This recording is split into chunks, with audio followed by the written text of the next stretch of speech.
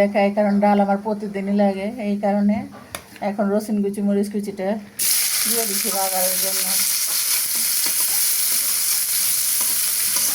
হয়ে গেছে, ডালটা দিয়ে দেবো।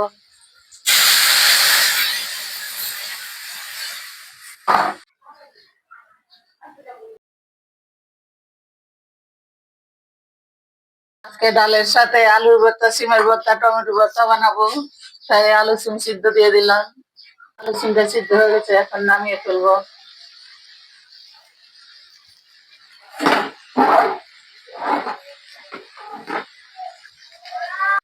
এখন টমেটোটা সিদ্ধ করে নেব, হালকা লবণ দিয়ে দিলাম।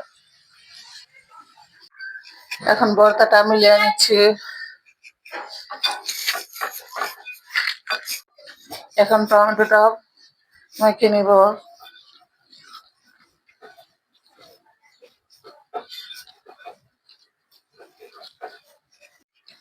এখন সিমের ভর্তার সাথে মরিচটা